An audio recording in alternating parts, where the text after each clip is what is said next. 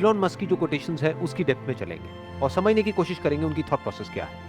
तो जो सबसे पहला कोट है वो है, the first step is to establish that something is possible, then probability will occur. मतलब लाइफ में कुछ भी करने का जो सबसे पहला स्टेप है वो है कि पहले हमको अपने माइंड में इस बात को एस्टैब्लिश करना होगा, यानी कि अपने माइंड में इस बात को एक्सेप्ट करना होगा कि जो हम करने वाले हैं वो पॉसिबल है। अगर पहले ही हमको डाउट है कि वो पॉसिबल भी है या नहीं है, तो उसके बाद हम कुछ भी कर लें उसका कोई फायदा नहीं, वहां पे रिजल्ट नेगेटिव ही आएगा, यानी रिजल्ट सही आ ही नहीं सकता। फॉर एग्जाम्पल, आप एक बैकग्राउंड से हो जहां पर ज्यादा कुछ किसी ने अचीव नहीं किया है, या एक ऐसे बैकग्राउंड से हो जहां पर के जो आपके जो दोनों पेरेंट्स हैं उन्होंने सिर्फ जॉब करी है, कभी बिजनेस नहीं किया है, तो जैसे ही आप अपने बेस पर कोई बिजनेस करने के बारे में सोचोगे भी तो सब डरने लग जाएंगे। सब आकर के आपको क्या कहेंगे कि नहीं नहीं बहुत मुश्किल है, नहीं हो सकता, नहीं हो सकता, नहीं हो सकता, पॉसिबल ही नहीं है। तो वो कह रहे हैं पॉसिबल नहीं है, वो प्रॉब्लम नहीं है। पहले आपके खुद के माइंड में आना चाहिए कि ये पॉसिबल है, तब अगर आप बिजनेस करो तो वो बिजनेस करने का कोई फायदा है। अगर आपके खुद के भी माइंड में डाउट है कि पता नहीं हो भी पाएगा या नहीं हो पाएगा, तो फिर आपके फेलियर के चांसेस बहुत ज्यादा है। वंस यू अंडरस्टैंड कि ठीक है अभी तक किसी ने नहीं किया है, अभी तक नहीं हुआ है, पास्ट में नहीं हुआ है, लेकिन इसका मतलब ये नहीं है कि फ्यूचर में भी नहीं हो सकता है। मुश्किल हो सकता है लेकिन पॉसिबल तो है। हो सकता है बहुत ही मुश्किल हो वो करना, क्योंकि जो बंदा जो बिजनेस बैकग्राउंड से है उसको तो पूरा पीछे से सपोर्ट मिलने वाला है, उनके पास में नॉलेज भी है, एक्सपीरियंस भी है, पैसा भी है। इस बंदे के पास में ना तो नॉलेज है, ना एक्सपीरियंस है, ना पैसा है, ना सपोर्ट है घर वालों का। तो इसका मतलब क्या है कि इसको मुश्किलें उससे 1000 गुना ज्यादा आने वाली है। लेकिन अगर वो एक्चुअल में करना चाहता है तो पहले उसके माइंड में ये थॉट प्लांट होना बहुत जरूरी है कि पॉसिबल है। Then there is a probability कि हो सकता है वो सक्सेसफुल हो जाए। बिल्कुल इस तरीके से है कि अगर हम अपने घर से ये सोच करके निकलेंगे कि कहीं मेरा एक्सीडेंट ना हो जाए, एक्सीडेंट ना हो जाए, एक्सीडेंट ना हो जाए, पता नहीं मैं वहां पहुंच भी पाऊंगा या नहीं, तो पक्का उसका एक्सीडेंट होगा, क्योंकि वो बहुत डरा हुआ है। तो डर करके चलाएगा तो काम काम करके चलाएगा, तो नहीं भी एक्सीडेंट होना होगा तो हो जाएगा। तो वो 1 से लाख वहां पे नहीं पहुंच सकता। बट उसके माइंड में अगर ये क्लियर है कि नहीं नहीं कोई बहुत बड़ी बात नहीं है, वहां मैं पहुंच सकता हूँ। हाँ, हो सकता है रास्ते में बहुत प्रॉब्लम आएंगी, ट्रैफिक जैम होगा, ये होगा वो होगा, हो सकता है मेरे से जल्दी कुछ लोग पहुंच जाए, मैं थोड़ा लेट पहुंच जाऊं, लेकिन मैं पहुंच सकता हूँ।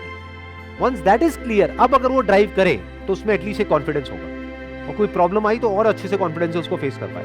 तो जब भी आपको कुछ ऐसा करना है जो पास्ट में नहीं हुआ है, दैट कुड बी एनीथिंग, छोटे से छोटा, बड़े से बड़ा, तो सबसे पहले माइंड में इसको एक्सेप्ट करना पड़ेगा कि it is possible. Then probability will occur. अब इसका क्या मतलब है? मतलब अगर आपने अपने माइंड में एस्टैब्लिश कर भी लिया है कि ये पॉसिबल है, क्या इसका मतलब ये है कि आपको उसमें सक्सेस मिलनी ही मिलनी है? नहीं। चाहे कोई भी काम हो, छोटे से छोटा या बड़े से बड़ा, वहां पर प्रोबेबिलिटी काम करती है। We can't be 100% sure under any circumstances in anything. एक प्रोबेबिलिटी ऑफ फेलियर हमेशा रहता ही रहता है। मान लो कोई मशीनरी है, उसको ऑपरेट करने का एक तरीका है, उसकी एक मैनुअल है, और उसको उसी तरीके से ऑपरेट कर रहे हो जैसा कि बताया हुआ है, तब जो आपकी सक्सेस की प्रोबेबिलिटी है that could be 99.99%। It can't be 100%, क्योंकि हो सकता है मशीन बंद पड़ जाए किसी और रीजन से। बट वो प्रोबेबिलिटी भी तभी काम करती है जब आपके माइंड में एस्टैब्लिश हो चुका हो कि इट इज पॉसिबल, मैं इस मशीन को ऑपरेट कर सकता हूं। जैसे इसका सबसे अच्छा एग्जांपल इंडिया में हम अपने घरों में देखेंगे। जैसे कोई भी ऐसा गैजेट होता है जो थोड़ा सा भी कॉम्प्लिकेटेड होता है, कोई नया स्मार्टफोन आया है या कोई नए फीचर्स आए हैं, तो जो एक पर्टिकुलर एज पे लोग हैं, 50 साल, 60 साल, 70 साल, वो कैसे घबरा जाते हैं उसको देख करके। और जो छोटे बच्चे होते हैं वो कितनी जल्दी सीख लेते हैं। क्यों? क्योंकि उनके दिमाग में ये थॉट नहीं है कि ये इम्पॉसिबल है। इनफैक्ट अगर ध्यान से इस कोटेशन को ऑब्जर्व करोगे तो इसकी भी जरूरत सिर्फ तब है जब हमारे दिमाग में ये बैठा हो कि ये इम्पॉसिबल है, नहीं तो इस थॉट की भी जरूरत नहीं है कि ये पॉसिबल है। एक बच्चे के माइंड में तो ये बैठा ही नहीं है कि ये काम करना इम्पॉसिबल है, तो उसके लिए सब कुछ पॉसिबल है। बट जो बड़े हैं उनके माइंड में क्या बैठा हुआ है? मेरे लिए बड़ा मुश्किल है, अरे भाई मुझे ये सब समझ नहीं आता है। तो उनके माइंड में इम्पॉसिबल बैठा हुआ है, तो उनके माइंड में एस्टैब्लिश करना पहले जरूरी है कि भैया आपकी एज ज्यादा है, आपके पास में एक्सपीरियंस ज्यादा है, आपके पास में दिमाग उस बच्चे से ज्यादा है, तो आप क्यों नहीं कर सकते अगर वो बच्चा कर सकता है तो उसके माइंड में एस्टैब्लिश करना पड़ेगा कि ये पॉसिबल है। बच्चे के माइंड में एस्टैब्लिश करने की जरूरत ही नहीं है। बच्चे को आप कहोगे कि पॉसिबल है इसे आपको ऑपरेट करना, वो कहेगा क्या बोल रहे हैं, कह रहे मेरे लिए तो वैसे ही सब कुछ खेल है। कहते मैंने कहा कब कि इम्पॉसिबल है, तो मुझे आप क्यों कह रहे हो कि ये पॉसिबल है? समझ गए ना? ये आसान वर्ड की जरूरत कहां पर है? जिसके दिमाग में बैठा हो कि ये मुश्किल है, जिसके लिए वैसे ही सब कुछ आसान है, उसको इस वर्ड की जरूरत तक नहीं है कि ये आसान है। Next quote is, I think it is possible for ordinary people to choose to be extraordinary. इसमें जो वर्ड है ना जिस पे ध्यान देना है वो है चूज। मतलब क्या कहा जा रहा है दूसरे वे में, कि हर वो इंसान जिसको हम एक्स्ट्राऑर्डिनरी बोलते हैं, जिसने भी कुछ एक्स्ट्राऑर्डिनरी अचीव किया है, होते सारे ऑर्डिनरी। उनकी क्या 4 आंखें होती है, 4 कान होते हैं, 8 हाथ होते हैं, 10 पैर होते हैं, दिखने में और हर तरीके से वो बिल्कुल एक नॉर्मल इंसान के जैसे होते हैं, बिल्कुल ऑर्डिनरी होते हैं। फर्क क्या है ऑर्डिनरी और एक्स्ट्राऑर्डिनरी में? चॉइस का फर्क है। To achieve something extraordinary in life is not a matter of luck, is not a matter of some extraordinary inherent or inborn quality. It is a matter of choice. We can choose to be extraordinary or we can choose to be ordinary. Extraordinary लोग जो करते हैं, कब करते हैं? Life में एक बार या हर रोज, लाइफ के हर मोमेंट में जो वो करते हैं, जिस तरह से वो चॉइसेस लेते हैं, चाहे वो बहुत छोटा सा डिसीजन हो, सुबह जल्दी उठने का। इनफैक्ट ऐसे बहुत सारे सर्वेज हुए हैं जहां पर ये देखा गया है कि जिन भी लोगों ने कुछ एक्स्ट्राऑर्डिनरी लाइफ में अचीव किया है वो सुबह जल्दी उठते हैं। तो अगर आप भी सुबह जल्दी उठते हैं, इसका मतलब ये नहीं कि आप एक्स्ट्राऑर्डिनरी हो जाओगे, क्योंकि एक्स्ट्राऑर्डिनरी होने के लिए और भी 100 काम करने पड़ेंगे, लेकिन उन 100 में से एक क्या है? सुबह जल्दी उठना। सुबह जल्दी उठ करके अपने दिन को प्लान करना, ये देखना कि इस दिन को मैं मीनिंगफुल कैसे बनाऊं, कि आज मैं क्या अलग करने वाला हूं, या आज के दिन को प्रोडक्टिव कैसे बनाऊं। If you choose to wake up early in the morning, क्यों? क्योंकि वो करना सही है, तो ये आपको ऑर्डिनरी से थोड़ा सा एक्स्ट्राऑर्डिनरी बना देता है, और थोड़ा थोड़ा करके बंदा ज्यादा एक्स्ट्राऑर्डिनरी होता चला जाता है। 90% से ज्यादा लोग क्या करते हैं, वो वेट करते हैं एक ऐसे मोमेंट का जब अंदर से एक फीलिंग आए एक काम को करने की, तब मैं वो काम को करूंगा। और मजे की बात क्या है, वो फीलिंग कभी नहीं आती। सही काम करने की फीलिंग कब आती है? कभी आती है। और गलत काम करने की फीलिंग लाने की हमको जरूरत ही नहीं है, वो आती ही रहती है। अच्छा हेल्दी खाने की कभी फीलिंग आ सकती है अंदर से, या टेस्टी खाने की फीलिंग आएगी, चाहे वो अनहेल्दी भी हो। एक्सरसाइज करने की क्या कभी किसी के अंदर फीलिंग आ सकती है? नहीं आती है। तो अगर फीलिंग नहीं भी आ रही है, तब भी अगर वो बंदा चूज करता है कि मुझे एक्सरसाइज करना है, इसलिए नहीं कि मेरे को बड़ा मजा आ रहा है एक्सरसाइज करने में, इसलिए कि वो तो करना ही है। That is a matter of choice. अब ये चॉइस किसके बेसिस पे होती है?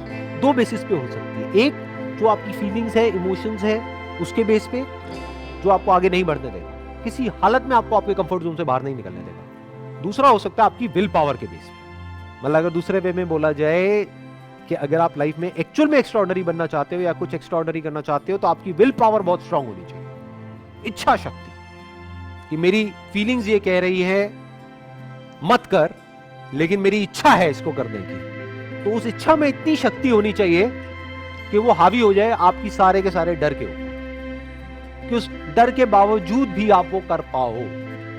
अब ये इच्छा शक्ति क्या है? It is a matter of choice.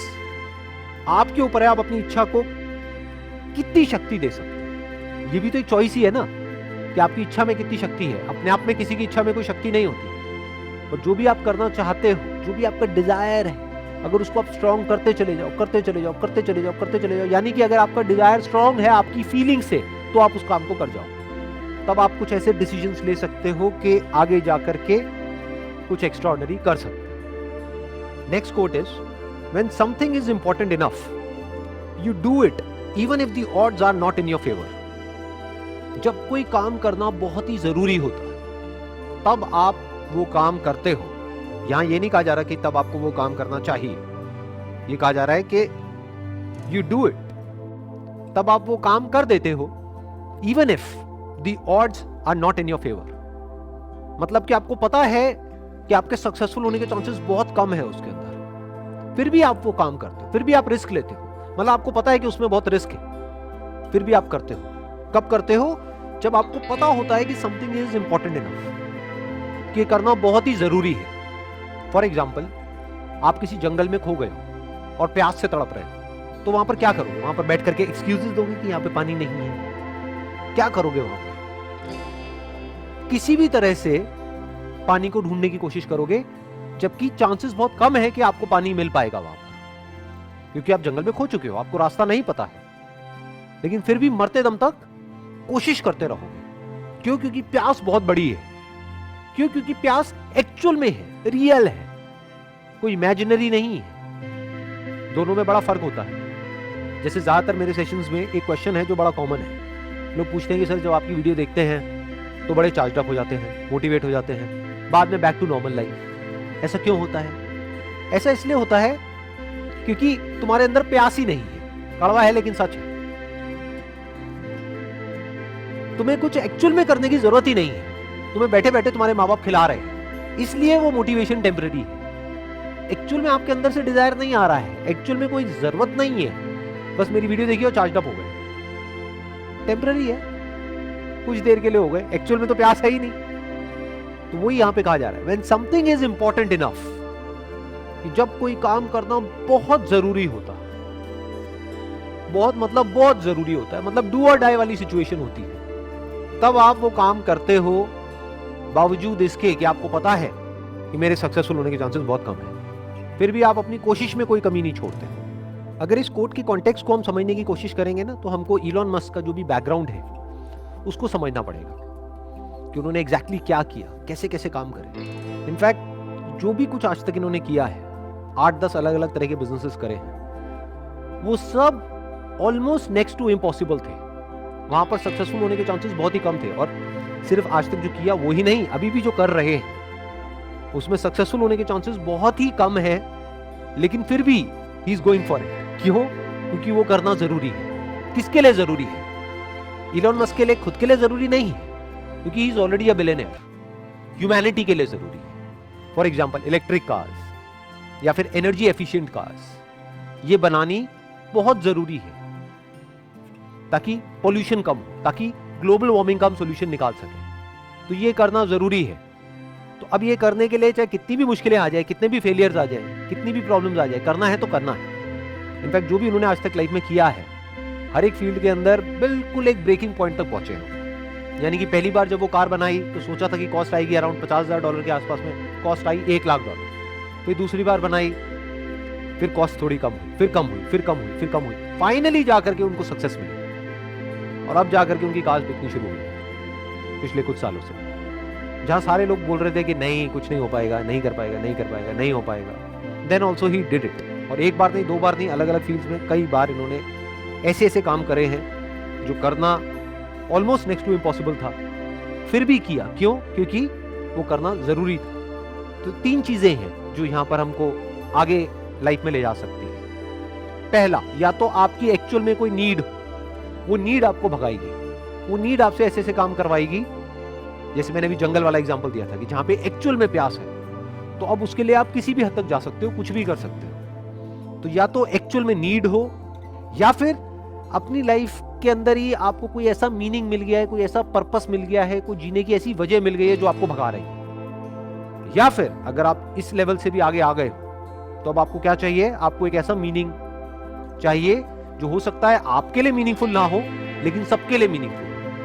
तो वहां से आपको एनर्जी मिल जाएगी कोई भी काम करने की। फॉर एग्जाम्पल, ये जो अभी मैं सेशंस कर रहा हूं, इसके पीछे क्या मोटिव है, किस लिए कर रहा हूं? क्या इससे मुझे कुछ मिलने वाला है financially? Nothing, nothing at all. बल्कि जाने ही वाला है, टाइम जाने वाला है, एंड टाइम इज मनी। तो क्यों मैं अपना टाइम इन्वेस्ट कर रहा हूं इन सेशंस को करने में? किस लिए? क्या वजह है? क्योंकि ये करना जरूरी है। वही जो इस कोटेशन में लिखा हुआ है, When something is important enough, क्योंकि ये करना जरूरी है। किसके लिए जरूरी है?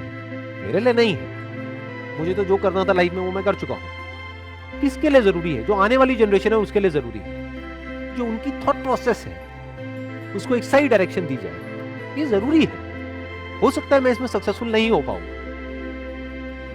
क्योंकि चारों तरफ नेगेटिविटी बहुत ही ज्यादा है, लेकिन फिर भी क्योंकि ये करना जरूरी है तो इसको करना है तो करना ही है। As simple as that.